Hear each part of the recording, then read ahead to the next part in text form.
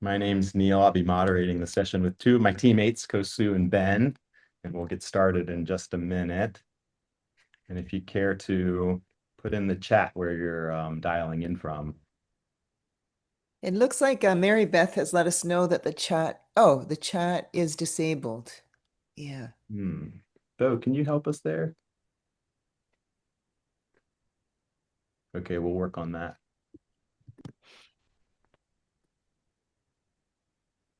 All right, thank you. Okay. A good turnout today. Thank you everyone for joining. Been looking forward to this session. My name's Neil Markey. I'm the CEO of Beckley Retreats, and I'm joined by two of my friends and teammates, Ben and Kosu, who will have introduced themselves in just a minute here. And I'm calling in from Boston. And yeah, what an honor to get to be part of this organization, Beckley Retreats. And just to give a little bit of background, the Beckley name comes from the Beckley Foundation, which was started by this extraordinary woman who we all hold very dear in our hearts by the name of Amanda Fielding, who lived on a property called Beckley Park. And she studied psychedelics for nearly her entire life. She passed last year at the age of 82, but I will say that she passed with a smile, maybe even like a little smirk on her face, um, because she got to see the world turn and open up to the extraordinary potential of these compounds. And her family and a few of her supporters and some of our teammates got to start Beckley Retreats about 5 years ago now. And we run what we would call kind of integrative health programs that use psilocybin mushrooms as a catalyst for change. And as you all probably know, if you're on this webinar, psilocybin and other psychedelics have been in the news quite a lot lately, and the research is, still emerging, but it's getting pretty clear there's something pretty special about these experiences. And there's a lot of clinical interest. It looks like there's potential for clinical indications like treatment-resistant depression, um, um, PTSD, and others. But there's also a lot of interest in these experiences for what we would call the betterment of the well. So people that maybe aren't clinically indicated, but are looking for things like cognitive improvement, longevity, even. We were just talking before the session got started about an extraordinary case of a Japanese American woman who had Alzheimer's and took a large dose of psilocybin and recovered her speech for a period of time. It wasn't permanent, but it does show that there is some really extraordinary potential. Um, and yeah, this session will last about an hour.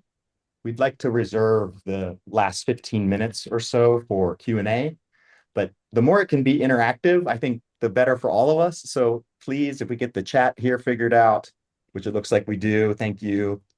Put your questions in the chat and we'll make sure that we pause and give space to answer those. Um, and then it's important to note, Beckley Retreats is a wellness provider. So we're not a healthcare provider. So we don't diagnose or treat conditions. We actually have a screening process where we screen out severe indications. But our guests come and they're generally well, but all of us have their things that we're working through, and so we're excited to tell you a bit more about those programs today. And I'm not a therapist, but I've done a lot of therapy. And my quick background was I was a officer in the Army Special Operations. I went to Iraq once and Afghanistan twice, and got out in 2012.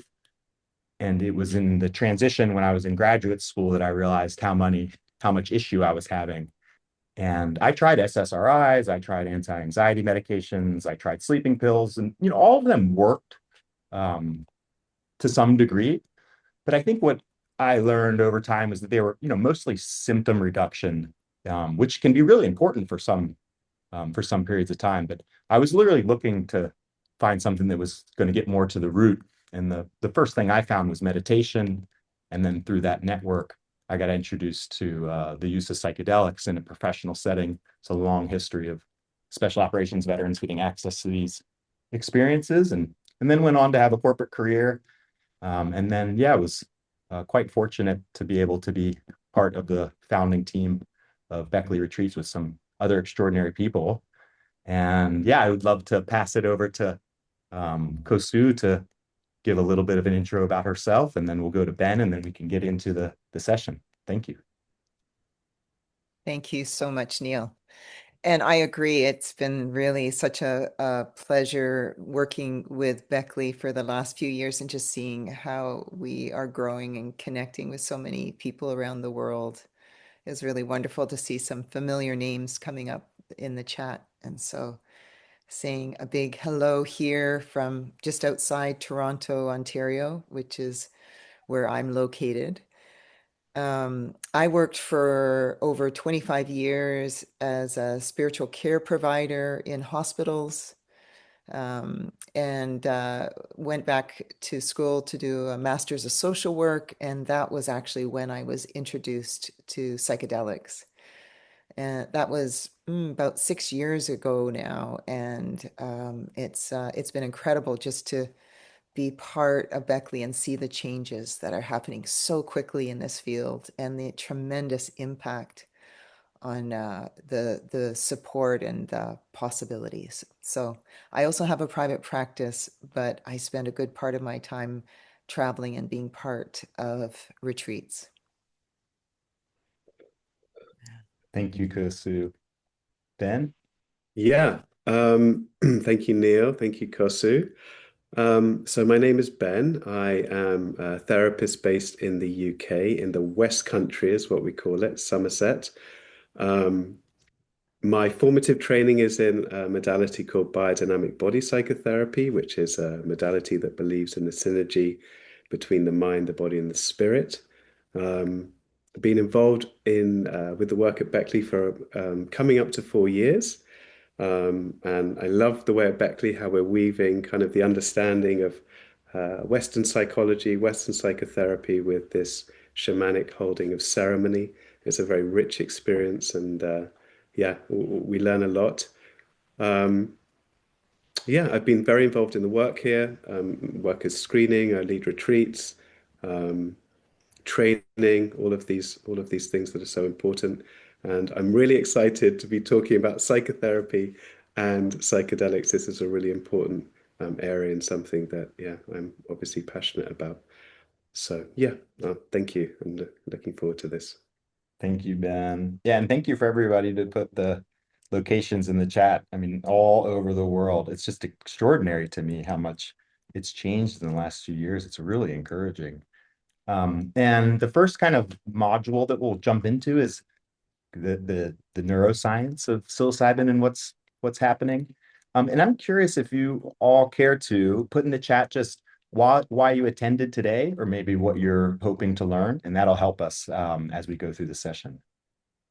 And so let's start there. Kosu, what is happening when someone takes psilocybin? What's going on in the brain, or how would you describe that? Yes, I mean, we could do our whole seminar talking about the nuances of actually what's happening in terms of the physiological response to psilocybin. So I'm going to speak more from the psychotherapist lens, which is the seeing the impact that taking a dose of psilocybin at the dose level we offer, which is a moderate to full dose, how we see it impacting overall well-being.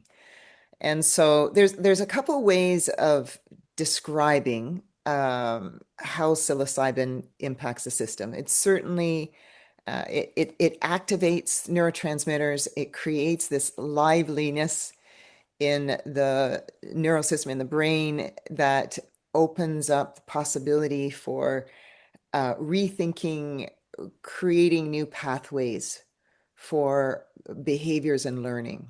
And so a couple of the markers that I think are really important, or maybe three important things that we really need to understand in terms of how psilocybin is so important in terms of just overall growth and well-being, is the neuroplastic effect, which, as I said, if you go to our therapist hub, we talk a little bit more in detail about how the different parts of the brain, the neurotransmitters, are speaking to each other much more vividly, and that this creates the possibility for new ways of thinking and relaxing rigidity of thinking. And so I think in psychotherapy, a lot of what we're supporting is this moving out of a rigid way of experiencing the world, whether that shows up in anxiety or depressive withdrawal or alcohol use disorder, or the myriad of ways that we become really entrenched in old habits. So neuroplasticity is this this this sort of beautiful potential to actually change, to be able to be open to change and find new possibilities, that is supported by psilocybin after having ingested a dose for a period of somewhere between 2 to 4 weeks. So there's that piece. And then we also talk about sort of this top down or bottom up kind of impact. And this is something we talk about in psychotherapy in other modalities as well. And so the top down, which I'm sort of talking about, I'm talking about kind of the brain effect and how our thinking is impacted. And so we talk a lot about how the default mode network is impacted, which is where our newer part of the brain, the neocortex, which is where the problem solving and sort of more executive functioning thinking happens, that there's that part of the brain can get really busy. Those of us who are meditators sometimes call it monkey mind, and actually we can get really caught in repetitive thoughts and stressful attempts to try to think our way out of our life, to create stories, to try to cognitively be able to understand something. So when we take psilocybin, which then translates into it sort of mimics serotonin in the body, affects serotonin, which has a hormonal effect, and um, it also softens the default mode network. And so um, that gives an opportunity for this relief from this rumination and relentless, repetitive thinking. And that experience of that is, what we call corrective experience around, oh, if I don't have that going on, I'm actually present with myself and the world and can see it and experience it. So it's very experiential and opens us up to be more alive. So that's the sort of the top down. And then the other way of describing it is um, an acronym called REBUS, which I sort of referred to when I talked about this sort of softening of rigidity. And REBUS, REBUS, stands for Relaxed Beliefs Under Psychedelics. And it's sort of this general, overall, embodied way of being able to soften from our sense of our identity, of who we are, and be able to open up to new possibilities, new truths. And I see rebus as a way of describing um, just creating this spaciousness and expansiveness that allows for growth and self exploration in a wide range of ways. Thank you, Kosu. And that really, that really resonates with me. I remember coming out of the service and I had the monkey mind to the nth degree. I couldn't sit and be, in early stages of meditation, you count your breath. I couldn't count to one before my mind would jump. And I was doing a lot of talk therapy, but it was almost reinforcing this same loop. And I really just needed to stop thinking a bit. And so I got tremendous benefit from one of my first psilocybin sessions. And Ben, do you have anything to add there, to more color to? I can add one thing. That was a really good, really good overview, Kosi. Thank you. The way that I sometimes experience it, for me, I'm very kind of experiential. So so I kind of feel that if in a sense the strictures of the personality are a little bit like this. So it's like the kind of the cloying nature of the personality that people that often like people are like trying to change, but they find it very difficult. Are kind of like this with us. What I find with psilocybin, it's a bit like this happens. Okay. Mhm. And then there's here is like this kind of people can experience it's like a clear water in which they can kind of swim and experience themselves. And also, I think there's an element to it, which is that rather than experiencing themselves more from in biodynamic, we call it the secondary personality. You could call it the defensive character structure, like that. People often feel more connected to what in biodynamic we'd call the primary personality. You could call it true nature. You could call it core self. You could call it self. There are lots of names for it, but they connect more to this sense of ah, this is me. And they knew it was there and they know it's innate, but in a sense, there was something kind of covering it a little bit that is very difficult. So in a sense, it changes it can support to change the assembly point, let's say, um, of identity as well. Yeah, but it's that clear water in which it's easier to do something different. And our kind of resident neuroscientist, Dr. AZA, was actually telling us how it actually requires less energy a little bit after the experience to do new things. So it is also a bit easier because that's it. It's just that, you know, it's reps. We need to then do some reps in a different direction, basically. Yeah. Yeah, thank you, Ben. Mm. Um, and one of the places that our guests find out about Beckley, one of the number one, is actually through their therapist now. We're honored to be a referral source for therapists, and we actually think it's optimal for people to be in therapy when they come down on a program, so they can work with a trained support system to kind of go through these experiences. And a lot of our guests, when they come down, they report feeling stuck. They report that they've tried a lot of things and they just can't like break through. And I'm curious for Kosu and Ben, if you can help, you know, describe or explain how these types of experiences can help with that. Maybe Ben, if you could go first, I or think it's either good to of have you. Kosu go first because she Okay. describes it all so well. I mean, I'm happy to. I'm happy to a little bit. So so yes, I mean this is a core kind of group of people who are coming to Beckley, people who feel a bit stuck in their lives. Yes. And I think that psilocybin is part of what we do, but I also want to talk about the whole retreat, which for me it's really a blueprint of living in a way that kind of fosters well-being, that supports healthy habits, and that there are many elements to it that actually people can also kind of take inspiration back into their lives to begin to practice things, to begin to try things out. So, of course, the psilocybin is very important in that, and it's this blueprint of really kind of vibrant living, let's say, and there are many elements to that.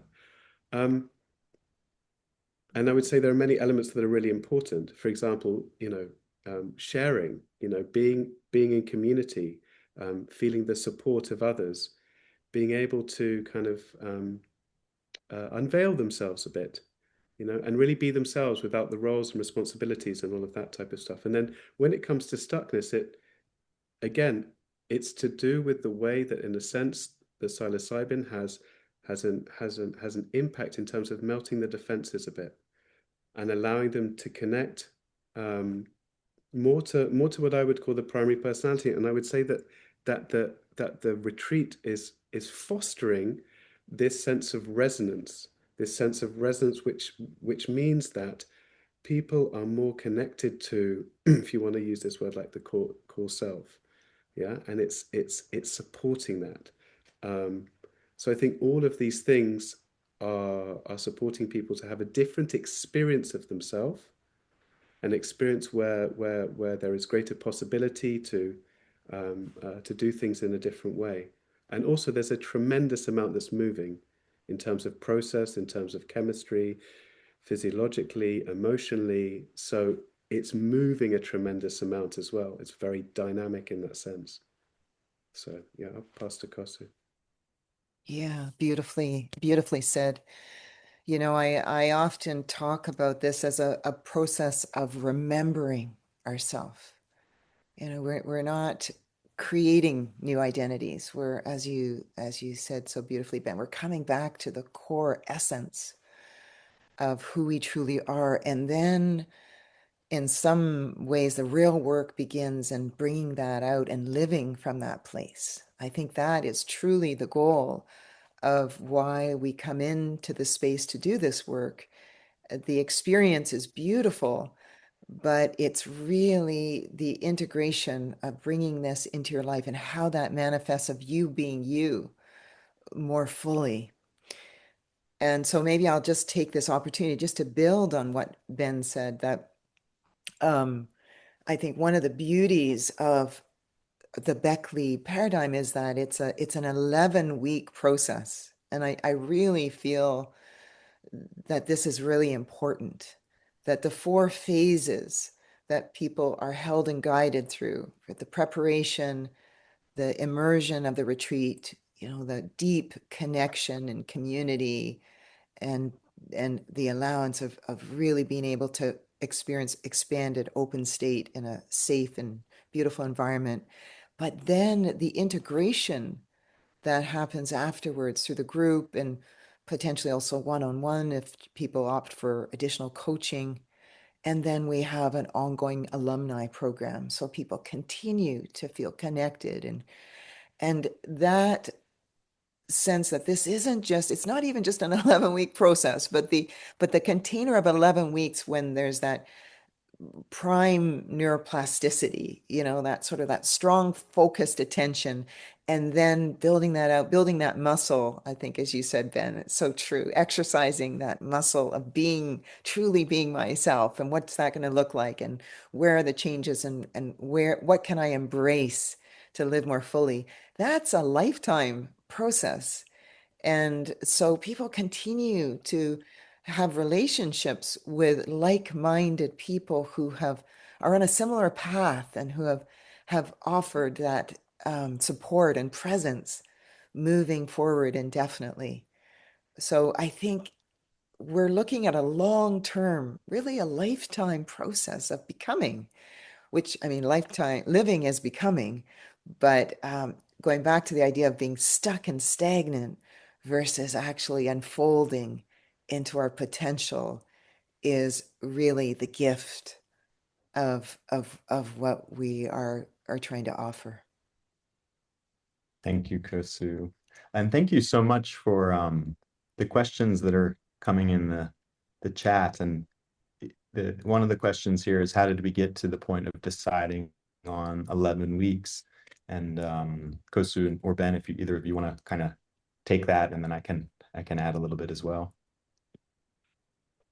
Yeah, yeah, Ben, go ahead. I'm not sure how we came up with that specific number. I think it feels right somehow, you know, that having I think, you know, what we're really about in Beckley, we are an organization that is about transformation and well-being.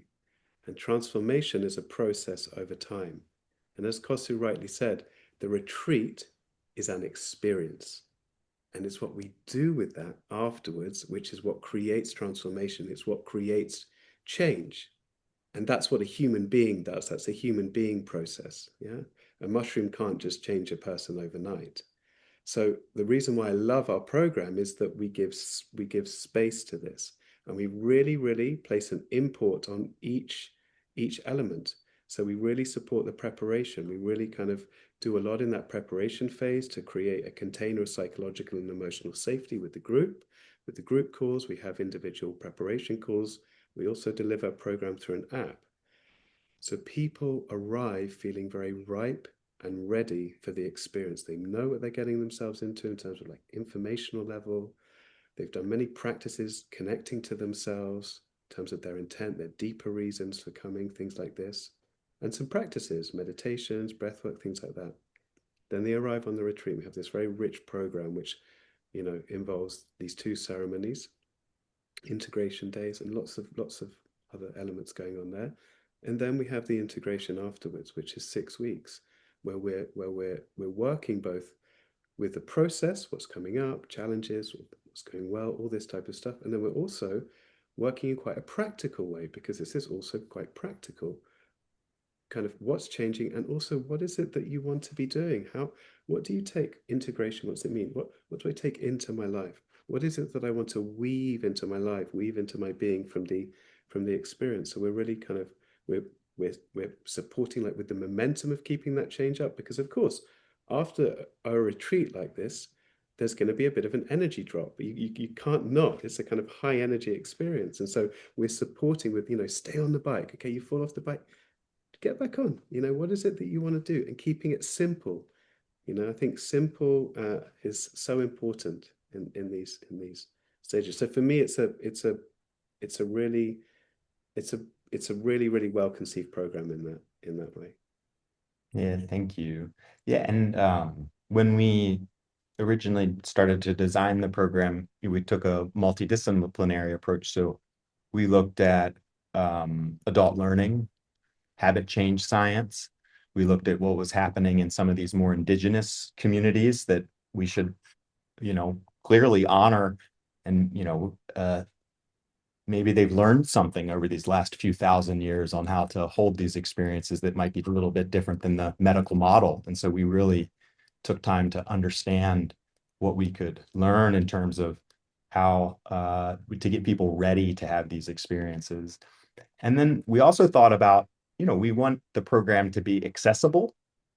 Would it be better if we could get people down and on site for 6 weeks and have that much more time with them? Probably, but then it becomes just a bit of a barrier for people to take that much time. So we're also trying to solve for what's accessible for your average Westerner, or our guests that are coming on these programs, in terms of time that they can commit, but also still give them something that is really meaningful, and it really allows for long-term change.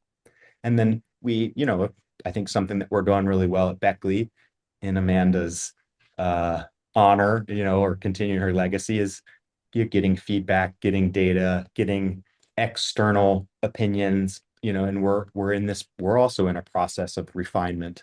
And so, we've learned over the years and made changes to best suit the needs of our guests.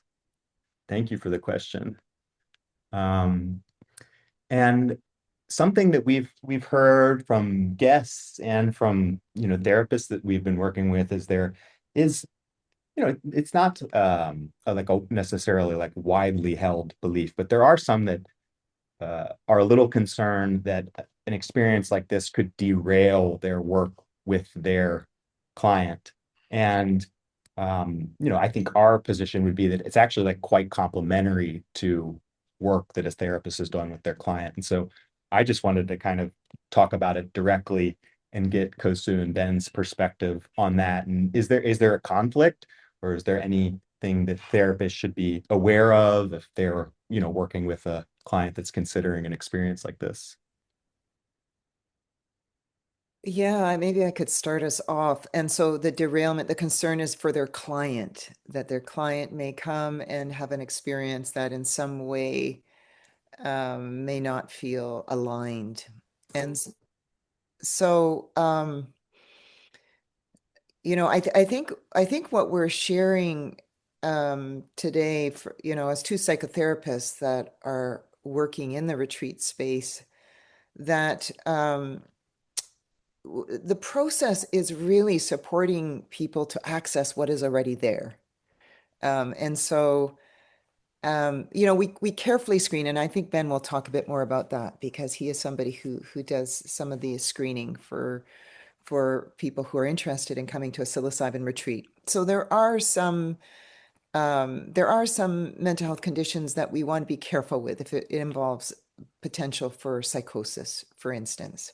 In the environment that we're in, a retreat environment, we have medical support available, but it's not going to be comparable to a clinical setting. And so, so we really are cautious around in our medical screening process to look at potential contraindications, and that also looks at medications like, for instance, antidepressant medications that may dampen the effect of psilocybin.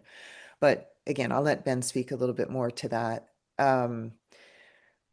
But we're excited when we see, because we as people who are facilitating on the retreats are able to look at some of the background information that that is offered in their application. And so when we see that somebody coming to a Beckley retreat is working with a therapist, they're already ahead of the game, because they are going to have the level of relational support that will really allow them to do what we're talking about, the integration piece, this piece of being able to translate whatever they discover or open to translate that in a meaningful way into their life. And psilocybin is relational. It opens up a sense of connection to self, to other, to nature, to meaning, however that's defined. And, I believe that the power, and I think this is generally something we believe as therapists, that the power of the therapeutic process is embedded in the relationship that they have with their therapist. And so you are a really important and beneficial part of this process. Could it cause misalignment? I think as therapists, we are seeking to support our client in discovering their truth. And so it's an unmediated experience between themselves and their truth. That's true. There are instances where memories may arise. I think this is one of the most common therapeutic challenges I've experienced, is where memories of potential sexual abuse arise through the internal exploration. And that's going to require a lot of unpacking with a skilled professional, a skilled therapist. So, and it's complex, and it's helpful to have a little bit of knowledge around how to support that process, which therapists are well equipped to do. And so, yeah, I really see it as an enhancement and a beautiful collaboration. And yes, we highly encourage people who come on retreats to consider ongoing therapeutic support. Anything to add, Ben? I would agree 100%. The retreat is it's a rarefied, focused experience. It's an opportunity, as Kosu said, it's a meeting between me and myself. And in a sense, with the psilocybin, it opens a door to this space. So people coming in who've done quite a lot of therapy, what is therapy? It's that.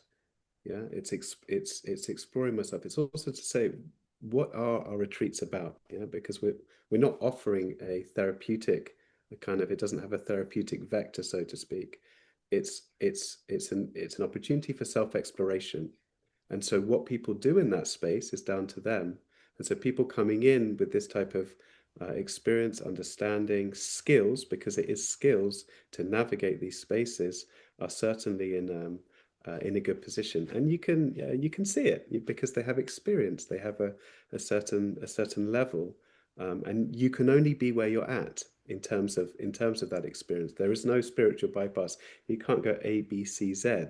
And so everything that they've done in therapy, it all adds into the experience. And then on the other side, it's so wonderful that people are working with therapists, because the therapist, is there working with them, as Kosu said, relationally, which is, the therapeutic relationship, which is so important. They're working with the process, which is really, what's unfolding, what's happening. And they're also kind of being a bit like the cheerleader to kind of keep them, keep the momentum up, keep them going, keep them connected to their why. their why for change, and what is it, that they want, and what do they want to create in their life. I think that these retreats give us the opportunity to come through them and have this real idea of being the conscious creator of my life. How is it that I want to live? If I really can choose this, how do I want to live my days, and to begin to do that? And so I think the therapist is so important, for supporting that. So yeah, I see them absolutely as complementary and really important. Thank you, Ben. Um, and I was wondering if we could talk a little bit about who these programs are for and maybe who they aren't for. And something that I'm really proud of for our organization is that I think we're doing our best to just present objective information. To give an example, we have people that field calls with our guests. We don't have incentives for them to try and sell people in our programs. Their mission is to try and be a thought partner and see if there's actually a good fit. And then we have a dedicated screening process, and we regularly tell people no because we believe it's the right thing to do. And frankly, we have the right supporters around us that want to build an institution of meaning, a brand that's really respected and trusted, and that takes time. And that takes like a different strategy than a lot of times other companies take. And so we're really proud about the thoughtfulness that we put into trying to make sure this is the right fit for people. And so Ben and Kosu, could you help our listeners, understand, who is potentially a good fit, and, where we might want to have a little bit more caution, or we would ask some more questions, or we need to be a little bit more thoughtful. Kirsty, do you want to start? No, I think this is one for you for sure, as a All right, okay. screener. Yeah. Okay, I'm really happy. So it's important to start out with, at Beckley, we absolutely are on the side of caution with people. People's well-being is our utmost, priority, let's say. Yeah. So when people are coming through, obviously we have kind of medical contraindications. Those can be both physical, physiological, and they can also be on the level of, okay, I need to speak a bit louder, on the level of medications as well. Okay. But really, what are we looking at? We are discerning, does this person, if we're using kind of psychotherapy speak, do they have the ego strength to go through this? Because these are intense experiences. They are deep experiences. Yeah. And they require a level of gumption to go through. And that's really what we're discerning. Regardless of how they are, people may be in a challenging spot where they are in their life, but that's all good. How much do they want it? Are they going to engage? That's the most important thing. How much do they want change? um, are they going to, do they want to be and come and be a part of a group like that? So um, that's really what we're discerning. We're getting a sense of yes, does this feel right for this person? And I can say that a tremendous amount goes on behind the scenes to discuss this. If we're at all unsure, if we're at all on the fence, the person will go for a second screening. There'll be multiple people discussing it. So we really, really take this very seriously. The process is, it is rigorous, and the screeners are absolutely conscientious. So this is very important for us. A hand to Kosi. Oh, yes. I think that this is part of preparation, is really ensuring people have a sense of, have the information and the confidence in coming into a program like this. And I would say one of the other aspects in terms of ego strength, it's also interpersonal skills. So it is a group program. And in some ways, the power of that dynamic that exists, the connections, the sense of being seen and held is, um, it's right up there as part a peak experience. We know that people are wounded in groups, and healing often occurs, and interpersonal healing often occurs in groups. So where I find that some people may struggle is it's quite possible that if there are struggles relationally, generally in life, that that could show up in a retreat context. And actually that can be really healing. That can be a very corrective experience. It is for most people coming, a very profound healing experience. On occasion, though, being in that level of vulnerability and exposure in a group context may feel really challenging for some people. And so we really try to really encourage people to know they have options, that for at certain times, and depending on really what the hope is and in terms of why you're choosing to explore psilocybin right now, there are other options to consider: one-on-one experiences versus a group experience that Beckley offers. And so we try to really help people be able to figure out what's the best match for them right now. I mean, that can change too. Thank you. Um, and wow, I can't believe we're almost at the 45 mark. But I know we've been getting a lot of questions about this, so I think it'd be helpful to hear your guys' response on this. But what's Beckley's approach to SSRIs, SNRIs? Do you want me to answer? Yes, Yeah. please, Okay. because again, Okay. that's an area of expertise for you. Sure.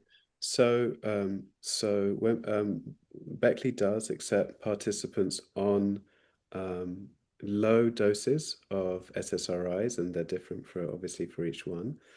Um, we work with the medical team and and the participant to discuss this. It's like a case by case basis, and then if someone, for example, is tapering down or tapering off medications, so they would work with their prescribing physician, and then when they've come to the level at which we've agreed that they can come on our retreat, then we would then ask for, we would then have a rescreening after a month of them, once they've kind of stabilized, just to see how they're doing, if anything's coming out, whether it still feels like the right thing to be going forward with.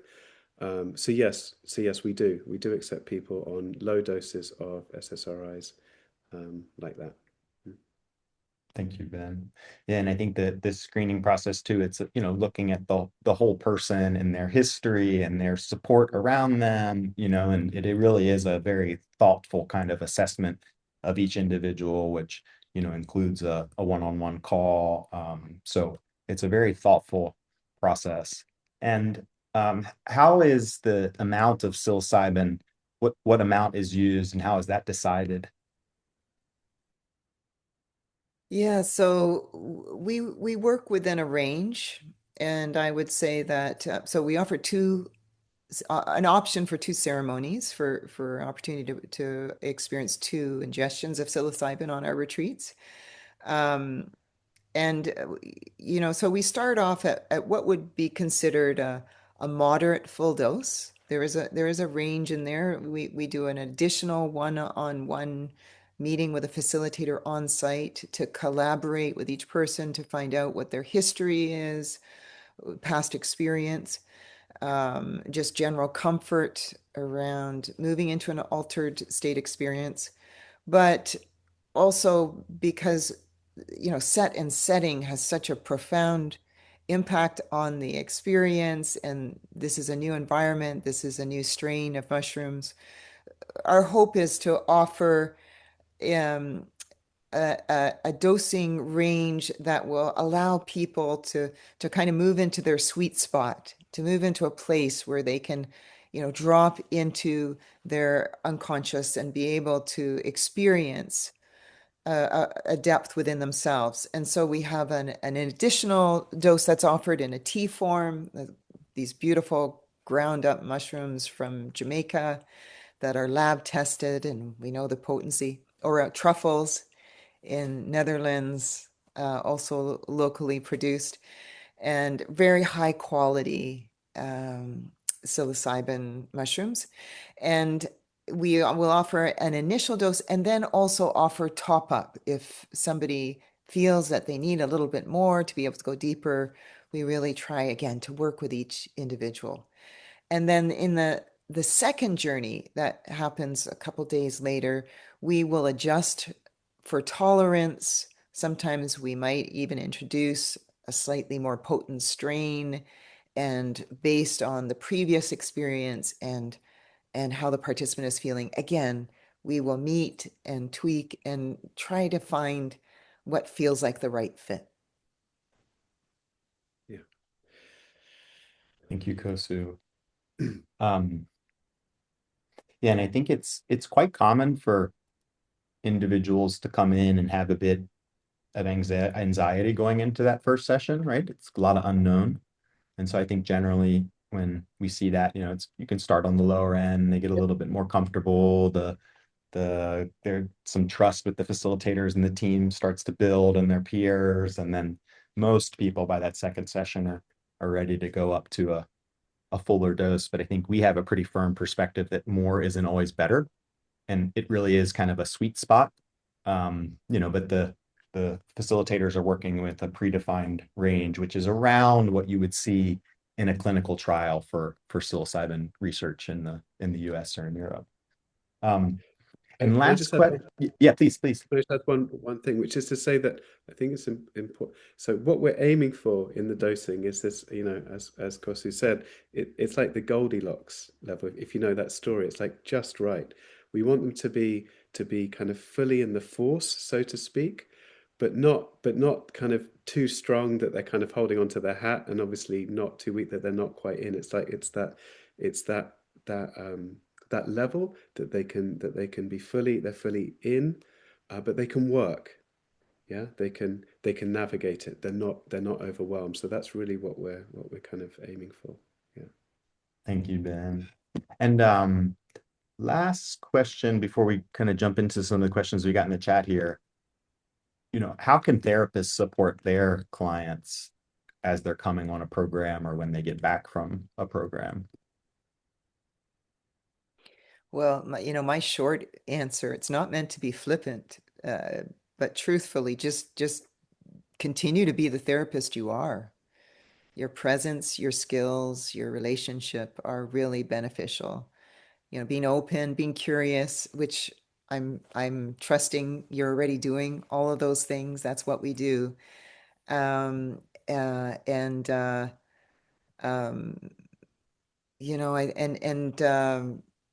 yeah, just stay beside the person that you're working with and keep doing it. Yeah. There are integration tools, and if you're interested, I notice a lot of people are asking about wanting to get more experience in this field. They're interested to know how they can grow, and so there are opportunities to more specifically grow if you want to develop a specialty in terms of doing integration work. But in the long run, what we're doing is we're supporting people to grow into the people they were always meant to be. And that is the base of the function of a therapist. So if you're doing that, then that's great integration support. Thank you. And let's jump into some of these questions from our guests. And yeah, Kosu, you mentioned this. There's been a couple questions around, what would we recommend for those that are personally or professionally interested in getting into this work? Any words of wisdom? Yeah, so I guess part of it is where your starting point is right now. There are some really wonderful training programs, actually, that so recently, I think Beckley has started a collaboration with Synthesis Institute, and I've actually been reviewing some of their materials, and I think it's really top notch. I think it's a really good foundational training program. So if you really want to do a comprehensive, full deep dive, I can with some confidence recommend them. There are other also really great training programs that are out there, and some of you may have already done some training with well-known institutes. And so if you're at that point where you already feel you have theoretical knowledge, then we offer a practicum through Beckley for people who would like to have hands-on experience of actually being able to shadow facilitators and be able to participate in the full 11-week Beckley Retreat program. And so we can offer you an application process for that. I think, again, there's a therapist hub that we're going to provide a link to if you don't already have it, which has all sorts of resources and also covers some of the information that we talked today. So if you are really interested in a more of a hands-on practicum type of experience, then I'd love to see your application. Thank you, Kosu. And you can also come and experience it as a participant yourself, on that level. And, everyone at Beckley who's a facilitator has also, had a lot of experiences, themselves as well. So that can also be a wonderful way to come and, to come because as, as therapists, we are the tools, so to speak. So coming and having these experiences for yourself is also wonderful. Yes, and I think Amanda's supporters, all of us really believe that it's important for therapists to be able to have their own personal experiences. And so we do have programs that are specifically for that. And we have some kind of subsidized rates specifically for mental health professionals to be able to come on our programs. And we'll send more information about that. One question here for clients in recovery, is this recommended or not for substance use disorder? And maybe I should say again, just, we're not, Beckley Retreats is not diagnosing or treating any condition. So, officially, we do not treat substance use disorder, but maybe Ben or Kosu, you could talk more about these types of experiences for that more broadly. Yeah, I mean, I could jump in. I mean, addictions is one of my areas of specialty. And in fact, I was headed towards working more fully in the addictions field before I discovered psychedelics and realized that this was actually um, a wonderful field to be working in to support that the healing the wounds that lead to various kind of addictive behaviors. So, short answer, well, it's actually a much more complex than a short answer, but there are a number of clinical trials right now looking at, for instance, alcohol use disorder and with psilocybin and other psychedelic medicines, particularly ibogaine, in terms of opioid treatment. I think that substance use disorder is just such a really, really broad spectrum. And so we really need to meet the person where they are. Personally, I see any kind of addictive behavior as a symptom, not the root. And really here we're focusing on dropping down into the deeper source of where this symptomology has emerged, and along the way, then also the behavioral change that is part of the beautiful outcome of doing psychedelic work. It can deeply impact addictive behaviors. I mean, for many of us, um, on a spectrum, we all have habits as a way of numbing or being able to cope with the incredible stress of contemporary life. And so I think to recognize that whether or not it's an identified substance use disorder, if somebody is in a really physically compromised situation where they're, really highly dependent on a substance, then that really needs to be looked at in terms of their own physical health and well-being.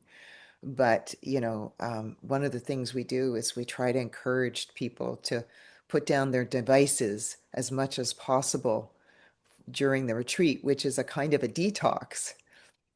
All of us are, none of us are immune from wanting dopamine fixes to try to feel better. and to try to navigate life. So simple answer, there's no simple answer, but we would want to meet and work with every person individually, understand what they're coming in, how they're best supported, what other supports they have in place. But I would say that having an addiction or a history of addiction is not considered to be a immediately something that would be of concern.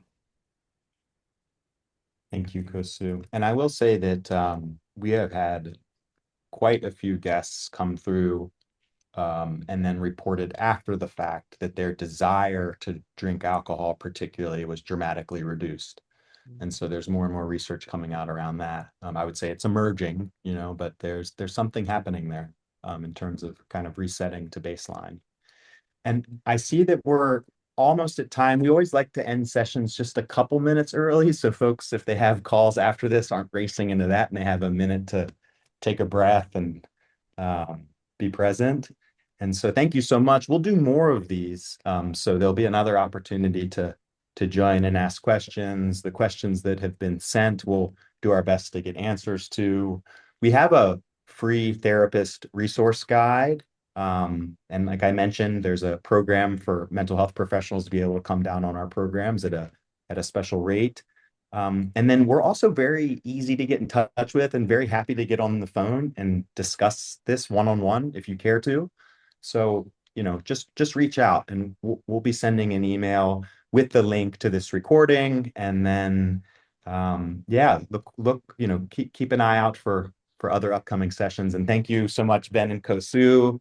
And thank you everyone that joined. I appreciate you all and hope you all have a lovely rest of your afternoon. Hope to see you soon on retreat. Thank you. Take care.